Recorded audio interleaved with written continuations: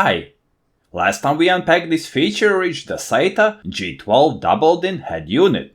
Today, let's put it in my car together and see how it feels. As my car is quite old, it's a Volvo S60 from 2006. In order to install the aftermarket head unit, I need to buy an adapter frame as well as several cable adapters.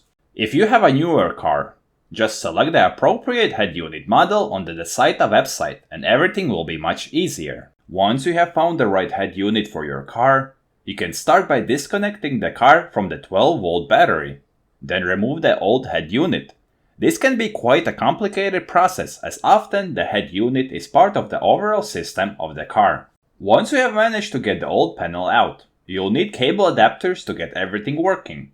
This is where a car audio service can help, as there are a lot of wires that all need to be connected correctly. If the head unit is not installed correctly, you may find that the buttons on the steering wheel control the head unit, or all the stock speakers won't work, or the parking system sounds are not audible.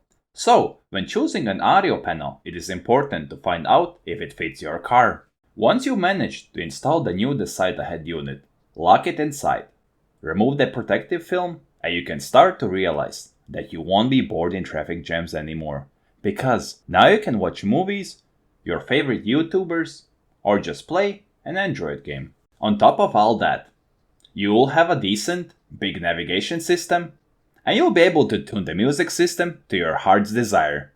You'll also now be able to plug in an extra subwoofer, or install a front or rear view camera. God damn, my car is not 18 years old anymore. It's like new. If you have any questions, feel free to post them below this video. Good luck!